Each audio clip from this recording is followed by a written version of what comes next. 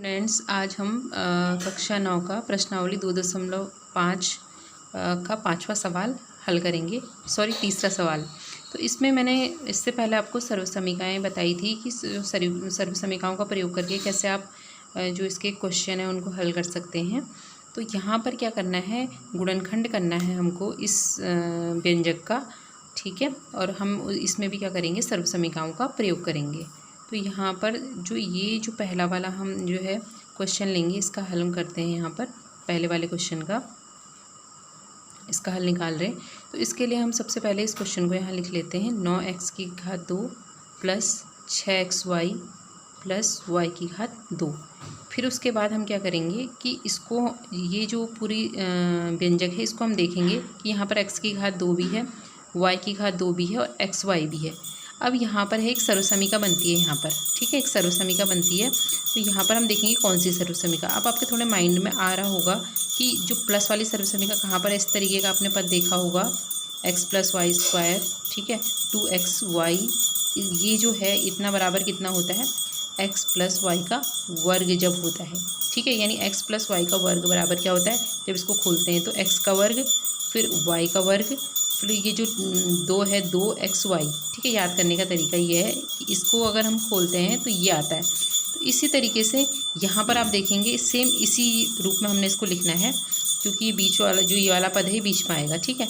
इसको हम बनाते हैं पहले इसका वर्ग।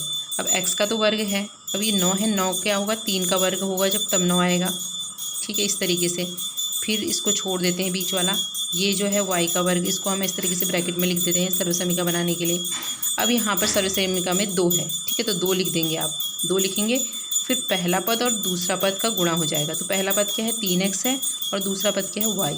अब इनको आप गुणा करेंगे तो देखिए 6xy आ रहा है, ठीक है। तो ये जो पूरा ये व्यंजक हमने इस रूप में तोड़ दिया, ठीक है। पहले हमने 3x² लिख लिया, फिर y² लिख लिया, फिर 2 और पहला पद गुणा दूसरा पद करके यही आना चाहिए। तो इसी को हमने इस रूप में लिख लिया। अब क्या आएगा, अब यहाँ पर x + y² आना चाहिए। तो x की जगह यहाँ पे 3x है और y की जगह सिर्फ y है, तो इसका वर्ग।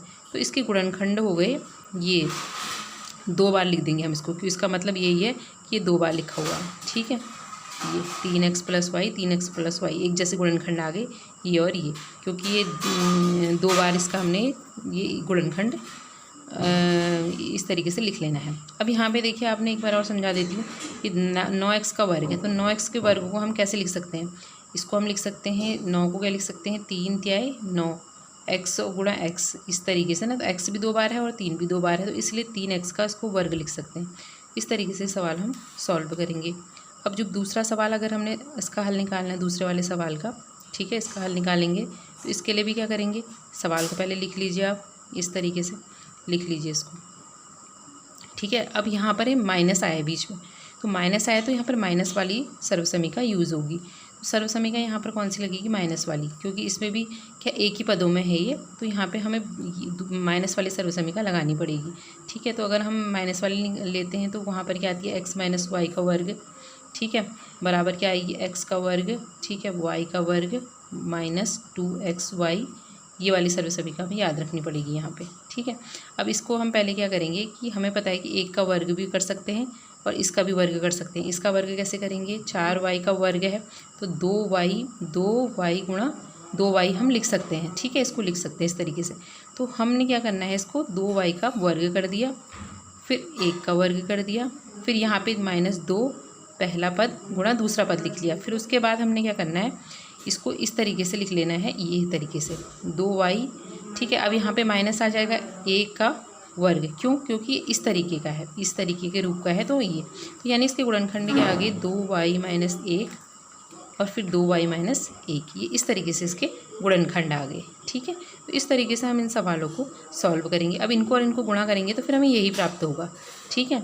इनको और इनको गुणा करके भी यही प्राप्त होने वाला है।